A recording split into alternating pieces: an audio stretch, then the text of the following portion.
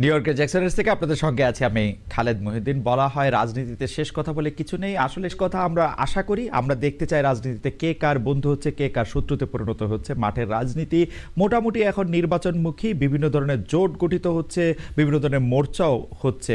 তবে এই রাজনীতির এই মোর্চা বা নির্বাচনী আবহাওয়ায় প্রবেশ করার ক্ষেত্রেও নির্বাচন নিয়ে অনেকের মধ্যেই রয়েছে সংশয়। এইসব নিয়ে কথা বলার জন্য আজ আমাদের সঙ্গে রয়েছেন জামায়াতে ইসলামের আমির ডক্টর শফিকুর রহমান আমাদের সঙ্গে আজকে আছেন। তাকে আমরা স্বাগত জানাই। তিনি আমাদের সময় দিয়েছেন, তার এই চরম ব্যস্ততার মধ্যেও তিনি আমাদের সাথে যুক্ত হয়েছেন এবং অনেকগুলো বিষয়ে তিনি যুক্ত আছেন নানা রকম কারণে, তবুও আমাদের তিনি সাথে আছেন, সেজন্য তাকে আন্তরিক ধন্যবাদ ও কৃতজ্ঞতা জানিয়ে আছেন। আমাদের সাথে আরও থাকছেন শান্তিতে নোবেলজয়ী অর্থনীতিবিদ ডক্টর মোহাম্মদ ইউনুস। ডক্টর মোহাম্মদ ইউনুস, আপনাকে আমাদের অনুষ্ঠানে স্বাগত জানাই। আমরা আপনাকে খুব ধন্যবাদ জানাই আমাদেরকে সময় দেওয়ার জন্য। Thank you so much sir. আমি সরাসরি প্রশ্নে চলে আসি যে প্রফেসর ইউনুস, আপনি সাধারণত সাক্ষাৎকার দিতে চান না। অনেকে বলে থাকেন দেশি গণমাধ্যমে কথা বলতে আপনি স্বাচ্ছন্দ্য বোধ করেন না। এর কারণ হিসাবে কেউ কেউ বলেন আপনি প্রশ্নের মুখোমুখি হতে হয়তো পছন্দ করেন না। আবার কেউ কেউ বলেন কিছু না বলেও আপনি যে দুর্যোগের মধ্যে আছেন, বললে না জানি কি হতো। আপনার মন্তব্য একটু শুনতে চাই। বিপদের সম্মুখীন হবো। আমি শুধু বিপদ থেকে দূরে থাকার জন্য এটা করছি, কারণ আমি চারদিকে বিপদের মধ্যে আছি। কাজে কথা না বলা এটা একটা নিজেকে রক্ষা করার একটা সুবিধা আর কি। যত কম বলা যায় ততই হয়তো ঝামেলা থেকে বাঁচবো। সম্পূরক প্রশ্ন করতেই হয়, নিজেকে কতটা রক্ষা করতে পারলেন প্রফেসর ইউনুস? পারলাম না তো, এত তো খালি খালি বাড়ছে। এখন তো বড় কঠিন অবস্থার মধ্যে পড়ে গেছি। কিছুদিন আগে হয়তো খবর পেয়েছে এই মাসের মধ্যেই যে 12 তারিখে যে ঘটনা ঘটলো, যে আমাদের অফিসের মধ্যে ঢুকে গেল লোকজন, ঢুকে বললো যে এটা আমরা এখন দখল করলাম, এখান থেকে আমরা চালাবো। এটা কি ধরনের আবদারিকতা! আমরা পুলিশের কাছে গেলাম, পুলিশ বললো যে আমরা এই ব্যাপারে কিছু করতে পারবো না। কাজে তারাও কিছু করলো না। আমরা যাবোটা কোথায়? পুলিশও কিছু করবে না, ওরাও জবর দখল করার জন্য ছুটে আসবে, আমাদের আইন কানুন কিছুই মানবে না। আর আমাদের একটা প্যানিক সৃষ্টি করলো আমাদের পুরো অফিসের মধ্যে যত লোকজন আছে, বিশেষ করে মহিলা সহকর্মী যারা আছে, তারা খুবই ভীত সন্ত্রস্ত হয়ে গেল যে কি কারবার, কি হলো এটা।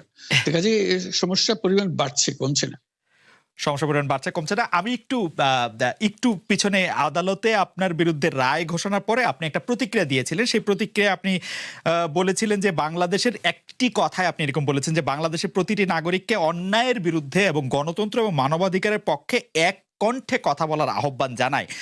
অনেকে এইটাকে দেখছেন হচ্ছে এরকম করে যে আপনি গণতন্ত্রের পক্ষে লড়াইয়ে সামিল হতে বলছেন। প্রশ্ন কেউ কেউ করছেন, প্রশ্ন উঠছে, আপনি কি এইসব মামলা মোকদ্দমা থেকে মুক্তি পেতে এই সরকারেরই পরিবর্তন চাইছেন? খালেদ, তুমি কি গণতন্ত্রের বিরুদ্ধে নাকি? হঠাৎ এটা নিয়ে তো চিন্তিত? আমি গণতন্ত্রের কথা বললাম ঠিক আমার জন্য, তুমি তো বলে আমিও তো, তুমি বলবো যে আমিও তো আছি। কাজে আমাকে পৃথকভাবে বলতে হচ্ছে কেন? আমরা সেটাই বলতেছি। কাজে আমরা কেউ গণতন্ত্রের বিপক্ষে না, সবাইকে স্মরণ করিয়ে দেওয়া যে আমরা সবাই গণতন্ত্রের পক্ষে, মানবাধিকারের পক্ষে, আমরা ন্যায় নীতির পক্ষে, রুল অফ লর পক্ষে। এইগুলো না থাকলে জাতি হিসেবে আমরা টিকে থাকবো না তো। কাজে যখনই মনে হচ্ছে যে এগুলো এখন ফরেন ওয়ার্ডস হয়ে গেছে, তাতে মনে হবে যে আমাদের সমাজ হিসেবে আমাদের দায়িত্ববোধ অনেক বেড়ে গেল। এগুলোকে প্রতিষ্ঠিত করা, সোচ্চার করা, মুখ ফুটে বলা, এটা সবাইকে বলতে হবে, মুখ ফুটে বলতে হবে। আমার বিরুদ্ধে অভিযোগ হলে আমি বলছি না বলে, আপনি বলছেন না কেন? একবার বলে এখন তোমার প্রশ্নের সম্মুখীন হয়ে গেলাম। অনেকে বলছে না, আপনি তো শতবার শতমুখে গণতন্ত্রের কথাই বলবেন, আমাদের সবারই বলা উচিত। কিন্তু প্রশ্নটা এমন ভাবে তোলা হচ্ছে যে আপনি আসলে আপনার রায় ঘোষণার পর আপনি বলছেন গণতন্ত্রের কথা, মানবাধিকারের কথা। অনেকে বলছেন যে এই কথা কি আসলে যেহেতু ব্যাপারটা আপনার উপরে আসলো তখনই আপনি আসলে বললেন কিনা, নাকি আপনি আসলে বলতে চানও না, আপনি আগে যেরকম বলছেন? হতে পারে, মুখ যখন বন্ধ থাকে কোনো কথাই বলা হয় না। এখন যখন মুখ খোলার সুযোগ হয়েছে, সামনে ক্যামেরা নিয়ে দাঁড়িয়ে আছে, মাইক্রোফোন দিয়ে দাঁড়িয়ে আছে, কথা বলছি, কাজে মনের কথাটা বললাম আর কি। যেটা মনে ছিল বলা হচ্ছিল না সেটা বললাম। এটা আমার ধারণা এটা সবারই মনের কথা, সেটাকে প্রকাশ করা। তারাও চায় যে তারা বলুক, আমি বললে তাদেরও মনে সাহস আসে যে উনি বলছেন যখন আমরাও বলতে পারবো। প্রফেসর ইউনূস, আপনি যখন বলছেনই তখন আমি এই কথাটা কি একটু ইলাবোরেশন আপনার কাছ থেকে আশা করতে পারি, যে আপনি যখন বলছেন যে গণতন্ত্র মানবাধিকারের পক্ষে এক কণ্ঠে কথা বলার আহ্বান আপনি জানাচ্ছেন, আপনার কাছে কি মনে হচ্ছে যে গণতন্ত্র মানবাধিকারের পক্ষে এখন বহু পক্ষ বহু কণ্ঠ, এটা আসলে এক কণ্ঠে কেউ বলতে পারছে না বা সাহস পাচ্ছে না বা বলছে না, এরকম আপনার মনে হচ্ছে কিনা? আমার মনে হচ্ছে তাই, কারণ বলতে পারছে না তো, মুখ খুলে সব গণতন্ত্রের কথা বলতে পারছে না, কাজে সেটা বলা, এক বাক্যে বলা, পরিষ্কার কণ্ঠে বলা, এটা আমাদের সবার দায়িত্ব, তো জাতীয় দায়িত্বটা, যে না হলে গণতন্ত্র বলে কিছু থাকবে না আমাদের জন্য, আদৌ গণতন্ত্র বলে কিছু থাকবে না। অনেকেই বলে থাকেন যে বাংলাদেশে রাজনীতি করতে হলে ভারতের সাথে একটা বড় সম্পর্ক রেখে রাজনীতি করতে হবে। আপনার কাছে কি মনে হয় এই সময় ভারতের সাথে বড় সম্পর্ক কারা রাখতেছেন, এবং জামায়াতে ইসলামীর সাথে ভারতের সম্পর্ক আসলে কেমন? প্রথম কথা হলো যে রাজনীতি কার জন্য? রাজনীতি আমার মাটি এবং মানুষের জন্য। সুতরাং আমার সম্পর্কটা হবে জনগণের সাথে, আমার সম্পর্ক হবে আমার মাটির সাথে। এটা আমার 1 নম্বর প্রায়োরিটি। 1 নম্বর প্রায়োরিটিকে তার জায়গায় রেখে দুনিয়ায় যারা বন্ধু হয়ে এগিয়ে আসবেন দেশ এবং জনগণের কল্যাণে, আমরা সবাইকে আমরা স্বাগত জানাবো, অভিনন্দন জানাবো এবং বুকে ধারণ করব। কিন্তু যদি এই সম্পর্ক রাখার অর্থ এটি হয় যে কোনো রাষ্ট্রের আনুকূল্য নিয়ে অথবা রাষ্ট্রকে সন্তুষ্ট রেখে কোনো ধরনের রাজনৈতিক কর্মকাণ্ড পরিচালিত হবে, আমরা তার সম্পূর্ণ বিরোধী। ওকে, এই ক্ষেত্রে কেউ কেউ বলতেছেন যে বিএনপির সাথে ভারতের একটি সম্পর্ক দেখা যাচ্ছে, আবার কেউ কেউ উল্টোটা বলতেছেন ডক্টর মোহাম্মদ ইউনূস ভারতের সাথে সম্পাদিত শেখ হাসিনা সরকারের কোনো চুক্তি আলোর সম্মুখে আনছেন না এবং তার কোনোটিই বাতিল করছেন না, কারণ ডক্টর মোহাম্মদ ইউনূস সরকারেরও ভারতের সাথে একটি নিবিড় এবং প্রবল সম্পর্ক রয়েছে। আপনি এই দুটি কিভাবে বিবেচনা করেন, যে বিএনপির সাথে কি আসলে ভারতের একটি প্যাক্ট আছে? ডক্টর মোহাম্মদ ইউনূস কি ভারতের কাছে মুখে যাই বলুন খুবই নতজানু সরকার? মানে হোয়াট ইজ আপনার বিশ্লেষণ একটু শুনতে চাই। আসলে প্রথমটা আপনি যেমনটি শুনছেন আমিও তেমন শুনতেছি, আমার কাছে এর কোনো ডকুমেন্ট নাই। আর দ্বিতীয়টা যেটা বলতেছেন ডক্টর ইউনূস সাহেবের ব্যাপারে, আমি এর কোনো আলামত দেখতে পাচ্ছি না যে উনি ভারতের কাছে নত জানু, এর কোনো আলামত আমার কাছে স্পষ্ট নয়। ভারতের সাথে আমরা ভারতকে বিভিন্ন বিষয়ে তার সাথে কনফ্লিক্টে দেখতে পাচ্ছি। ভারতের সাথে হাসিনা সরকারের সম্পাদিত চুক্তিকে তিনি সামনে আনতেছেন না, এইটা একটা অভিযোগ। আরেকটা অভিযোগ হচ্ছে ভারত একতরফাভাবে ট্রান্সশিপমেন্ট এবং স্থলবন্দর দিয়ে মাল আনা নেওয়া বাতিল করলো, এর বিপরীতে বাংলাদেশ কোনো ব্যবস্থাই নেয় নাই এখন পর্যন্ত। আসলে বাংলাদেশের নেওয়ার সেই সুযোগটাও কতটুকু আছে না আছে সেটা বিবেচনায় নিতে হবে। 2 নম্বর হচ্ছে যে ইউনূস সরকার এখন দায়িত্বে আছেন, আমি ক্ষমতায় বলবো না, এই দেশের জনগণই তাকে দায়িত্ব দিয়েছে, উনি দায়িত্বে আছেন। উনি দায়িত্বে আসার পরে এটা ঠিক যে ভারত বলেছে নির্বাচিত সরকার আসলে তারা দেশকে সহযোগিতা করবে, তা এখানে কি বার্তা দেওয়া হলো তাহলে? সুতরাং এটা কোনোভাবেই টিকে না বিষয়টা। আর এই সরকারের অনেকগুলা প্রায়োরিটি আছে। চুক্তি সম্পাদন হয়েছে 2টা মানে সরকারের মধ্যে ইতিপূর্বে। সেই সরকার নির্বাচনে তার আইনগত এবং নৈতিক বৈধতা কতটুকু ছিল সে নিয়ে হয়তো প্রশ্ন থাকতে পারে, কিন্তু 2টা সরকারের মধ্যে চুক্তি সম্পাদিত হয়েছে এবং পলিটিক্যাল গভর্নমেন্ট দুইটাই, ইন্ডিয়া পলিটিক্যাল গভর্নমেন্ট, বাংলাদেশেও পলিটিক্যাল গভর্নমেন্ট। এই ধরনের কিছু ম্যাটার আছে যেগুলো আসলে পলিটিক্যাল গভর্নমেন্টকেই রিজলভ করতে হবে। যেমন কিছুদিন আগে আপনারা মানবিক করিডোর নামে একটা বিষয়ের কথা শুনেছেন, আমরা কিন্তু A to Z বলেছি নো, এটাই সরকারের ফাংশন হওয়া উচিত।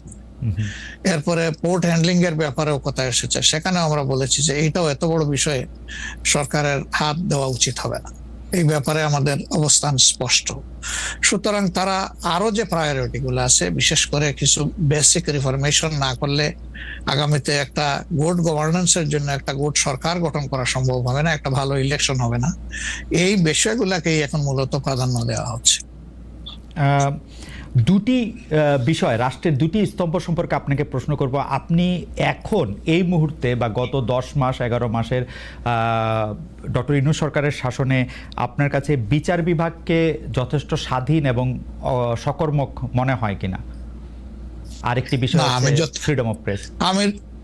আমি যথেষ্ট স্বাধীন মনে করি না। যতদিন পর্যন্ত বিচার বিভাগ সম্পূর্ণভাবে আলাদা না হবে নির্বাহী বিভাগ থেকে, ততদিন পর্যন্ত এটাকে স্বাধীন বলা যাবে না। যেমন বিচার বিভাগের একটা ডিমান্ড আমাদের আছে যে এটাকে স্বাধীন করার জন্য স্বাধীন সচিবালয় গঠন করতে হবে, সেটা এই সরকারের একটা অঙ্গীকারের মতোই ছিল, কিন্তু এখন পর্যন্ত সেটা হয়নি। আমরা এটা দেখতে চাই যে অবিলম্বে সেটা হোক। যদি স্বাধীন সচিবালয় কায়েম নাই হয় তাহলে বিচার বিভাগ স্বাধীন হবে কিভাবে? নির্বাহীর অধীনে থাকে তো বিচার বিভাগ স্বাধীন হতে পারে না। এমনিতে আমরা সারা দেশে যে বিচার আদালতগুলি দেখি বা আমাদের যে আপিল আদালত অর্থাৎ হাইকোর্ট বিভাগ এবং আপিল ডিভিশন যে রায়গুলি এই পর্যন্ত দিয়েছে বা দিচ্ছে, আপনার সাথে তো সারা বাংলাদেশের সবাই কানেক্টেড। আপনার কাছে কি মনে হয় যে তারা স্বাধীনভাবে কাজ করতে পারছে, নাকি নির্বাহী বিভাগ আওয়ামী লীগ সরকারের মতোই বা পূর্ববর্তী অন্য রাজনৈতিক সরকারের মতোই প্রভাব বিস্তার করেই চলছে? ইউনূস সরকারও আসলে সুপ্রিম কোর্টের পজিশনটা আমার কাছে আমি প্রথমে আনতে চাই। এখন যিনি প্রধান বিচারপতির দায়িত্বে আছেন, তাকে তার পারফরমেন্সকে আমরা যতটুকু পর্যবেক্ষণ করার সুযোগ পেয়েছি, আমাদের মনে হয়েছে তিনি তার বিবেক এবং তার স্বাধীন চেতা মানসিকতার জায়গা থেকেই তিনি পারফর্ম করছেন। হাইকোর্টের যেহেতু অনেকগুলা বেঞ্চ, সেখানে পার্সন টু পার্সন ডিফারেন্স হতেই পারে, কিন্তু আলটিমেটলি বিচার তো যাবে শেষ পর্যায়ে সুপ্রিম কোর্টের হাতে।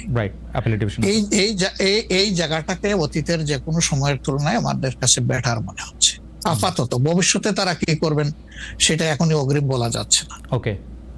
আর বিচার আদালতের প্রশ্নে মানে জজ এন্ড সেশনস কোর্ট যেগুলি, ডিস্ট্রিক্ট জজ এন্ড সেশনস কোর্ট যেগুলি আছে 64টা জেলা এবং অন্যান্য ট্রাইব্যুনালগুলি, তারা কি স্বাধীনভাবে কাজ করতে পারছে?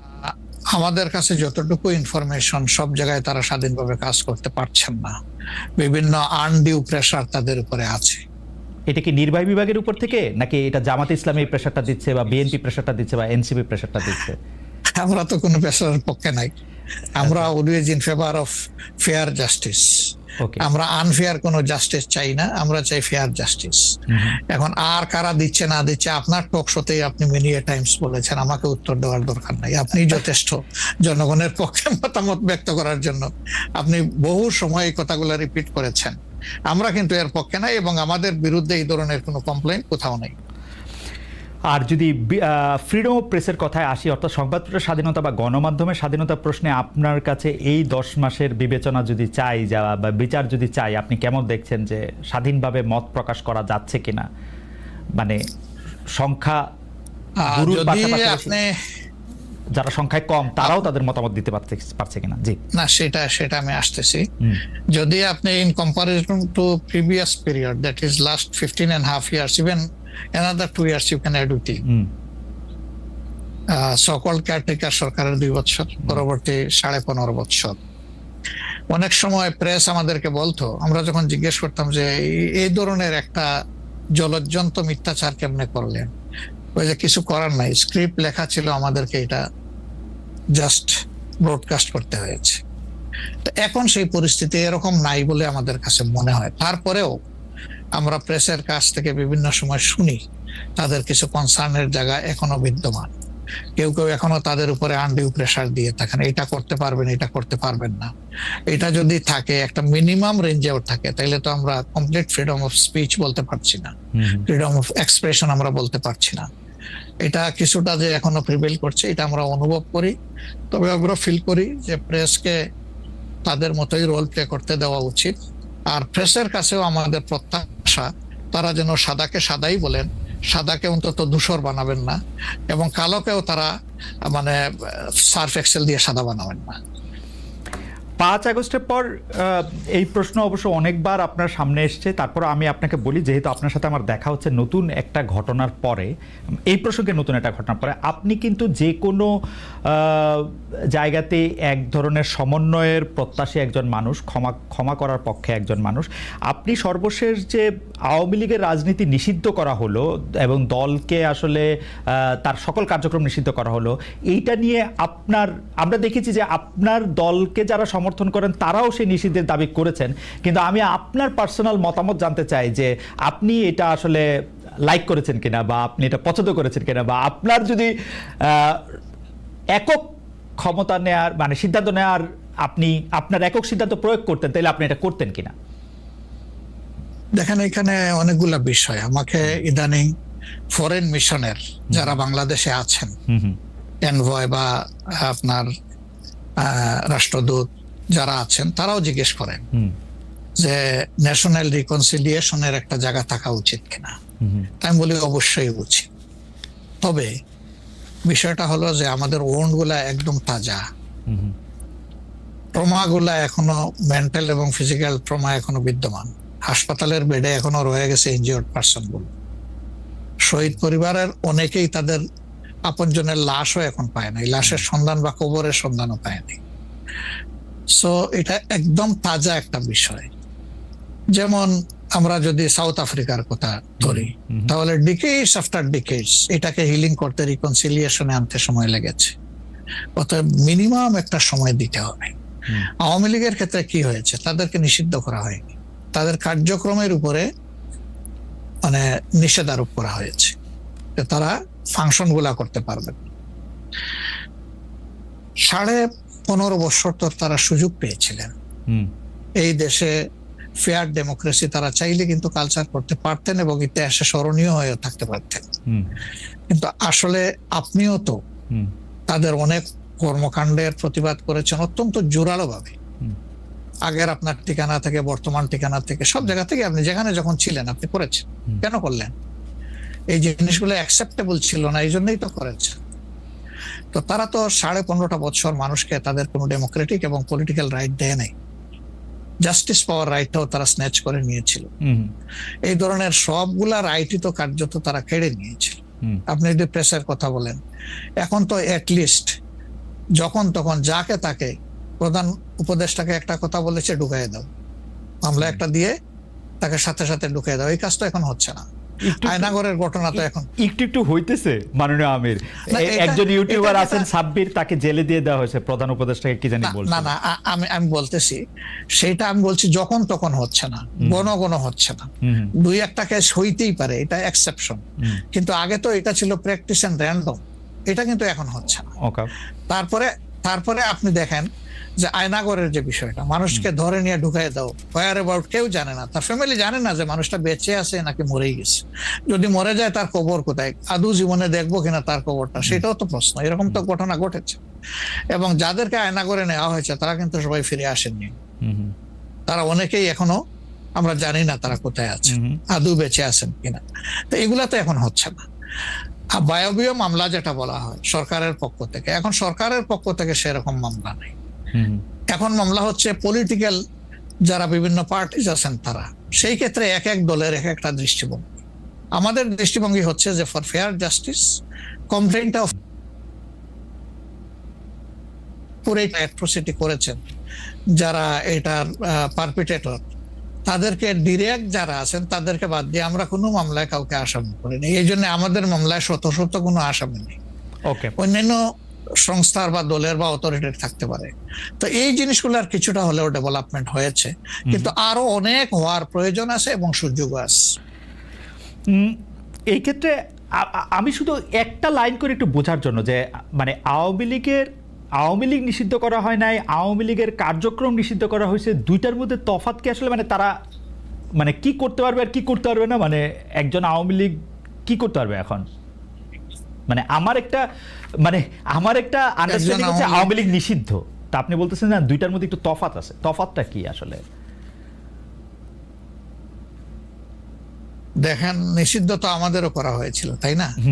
এবং একবার না, আমাদের এই সংগঠনের জন্মের পরে দফায় দফায় আমাদেরকে নিষিদ্ধ করা হয়েছে। নিষিদ্ধ যখন কোনো সংগঠনকে করা হয় তখন এই সংগঠনের ব্যক্তিরাও বিভিন্ন ধরনের সমস্যায় পড়ে যান, এর সাথে রিলেটেড ব্যক্তিরা। এমনকি তাদের স্বাভাবিক জীবনযাত্রাটাও তাদের পক্ষে চালায় নেওয়া সম্ভব হয়। তারা যদি সমাজের কোনো ক্রিমিনাল ব্যক্তি নাও হয়ে থাকেন, তবুও তাদের উপরে সমস্যা আরোপ হয়েছে। কিন্তু যখন কার্যক্রম নিষিদ্ধ থাকবে তখন ওই পলিটিক্যাল কার্যক্রমগুলো ছাড়া বাকি জীবনের সবই তো তারা করতে পারবে, করছে তো। আচ্ছা, তারা তো এই দেশ ছেড়ে সবাই তো আর চলে যাননি, সবাইকে জেলেও ঢুকানো হয়নি। এইটা একটু পরিষ্কার হয়েছে। জনাব যুদ্ধাপরাধের মামলায় জামাত নেতা এটিএম আজহারুল ইসলাম খালাস পাওয়ার পর আপনি একটি সংবাদ সম্মেলনে বলেছেন, জামায়াতে ইসলামী বা তার কোনো নেতাকর্মীর মাধ্যমে কেউ ক্ষতিগ্রস্ত হয়ে থাকলে তার কাছে নিঃশর্ত ক্ষমা চাই। এই ক্ষমা প্রার্থনায় কি ৭১ মুক্তিযুদ্ধের সময়টাও আছে কিনা সেটা সেদিন আপনি স্পষ্ট করেননি, আজকে এটা স্পষ্ট করবেন? মানে আপনি, অনেকেই প্রশ্ন করছেন যে জামায়াতের মাননীয় আমির ক্ষমা কিসের জন্য চাইলেন, মানে ৪৭-এর পর থেকে শুরু করে আজকে পর্যন্ত, শুধু ৭১ না, ৪৭-এর পর থেকে শুরু করে আজকে পর্যন্ত আমাদের দ্বারা যত মানুষ যত জায়গায় কষ্ট পেয়েছে, কেউ যদি ক্ষতিগ্রস্ত হয়ে থাকে, সেই মানুষগুলো তাদের সকলের কাছে আমি বিনা শর্তে ক্ষমা চেয়েছি। কেন ক্ষমা চেয়েছি? আমরা মানুষ, ইন্ডিভিজুয়াল মানুষ যেমন ভুল করতে পারে, মানুষের সমষ্টি একটা দলেরও বিভিন্ন ভুল সিদ্ধান্ত থাকতে পারে। কোনটা ভুল কোনটা সঠিক ইতিহাস এটা নির্ধারণ করবে। আজকে যেটাকে ভুল বলা হচ্ছে, কালকে এটাই হয়তো সবচেয়ে বড় সঠিক হিসাবে প্রমাণিত হবে। আর ইতিহাসের পালাবদলে রাজনীতিতে সবাই জিতে না, কেউ জিতে কেউ হারে। আমরা আদর্শবাদী একটা দল, আমরা বিশ্বাস করি আমরা মানুষ, ভুলের ঊর্ধ্বে নই। আমাদের দ্বারা, আমাদের সহকর্মীদের দ্বারা মানুষ বিভিন্ন ক্ষেত্রে কষ্ট পেতে পারে, ক্ষতিগ্রস্ত হতে পারে। আমি সব কিছুর জন্য কোনো শর্ত আরোপ না করেই মাপ চেয়েছি। ওকে, মানে ৪৭ এবং থেকে মাপ চাওয়ার মধ্যে কোনো পরাজয় নাই, অবশ্যই নাই। ৪৭ থেকে আজ পর্যন্ত যে কোনো কিছুর জন্য মানুষ আপনাদের কাছ থেকে যদি কোনো ধরনের আঘাত পেয়ে থাকে, তার জন্য আপনি দুঃখ প্রকাশ করেছেন বা ক্ষমা চেয়েছেন। এর ভিতরে সব ঢুকে গেছে, কোনো কিছু বাদ নাই। ওকে, এভরিথিং ইনক্লুডেড। আচ্ছা, এবং এটা আনকন্ডিশনাল, মানে অ্যাপোলজি দিয়ে আনকন্ডিশনাল পার্ডন সিক করেছে। এইটা কি ডক্টর শফিকুর রহমান, আমি আসলে যেহেতু আপনার সঙ্গে আমার মানে নানা সময় কথা বলার সৌভাগ্য হয়েছে, মানে পর্দার বাইরে পর্দার ভিতরে, সেটা আমি জানি বলেই আমি আমার প্রশ্নটা করছি যে আপনি যে ৭১টাকে এই ৪৭ থেকে আজ পর্যন্ত একসাথে বললেন, এর কি কোনো বিশেষ কারণ আছে নাকি? মানে না না না না না না, কোনো বিশেষ কারণ নাই। আমার মানবিক মূল্যবোধের জায়গা এবং আমার দায়িত্বের জায়গা থেকে বলেছি, অনুভূতির জায়গা থেকে, দায়িত্ব এবং অনুভূতির জায়গা, বিশেষ কোনো কারণ। আচ্ছা, আমি আবার ২-৩ দিনের ঘটনা একটু আসি। আমরা দুইটা ঘটনা আমরা দেখেছি যে আমাদের অনেককে ব্যথিত করেছে। একটা হচ্ছে লালমনিরহাটে একজন যিনি নরসুন্দর, তিনি এবং তার ছেলেকে খুব আয়োজন করে মারধর করা হচ্ছে এবং তাদেরকে টেনে নিয়ে পুলিশের কাছে নিয়ে যাওয়া হয়েছে। এবং আরেকজন যিনি ২০১৮ সালের ডিসেম্বরের রাতের ভোট বলে খ্যাত নির্বাচনের যে প্রধান নির্বাচন কমিশনার, তাকে আসলে খুবই অপমানজনকভাবে মানে থানায় নিয়ে যাওয়া হয়েছে এবং সেটা আবার ভিডিও করা হয়েছে। মানে আমি সাধারণভাবে যেটা বুঝি, আপনি আমাকে শাস্তি দিতে পারেন, আপনি আমাকে মৃত্যু দিতে পারেন, কিন্তু মানুষ হিসাবে আরেকটা মানুষকে অসম্মান করার অধিকার যে আমাদের নাই, এইটা কি মানে মানে নাকি এইটা আমাদের আছে কারণ তারা একটা খারাপ কাজ করেছিল, এরকম কি? মানে আমি জানি না, মানে অনেকে তার আরেকজন, জি আপনি বলেন, আরেকজন খারাপ কাজ করেছেন বলে আমিও করব? এটা কোনো যুক্তি?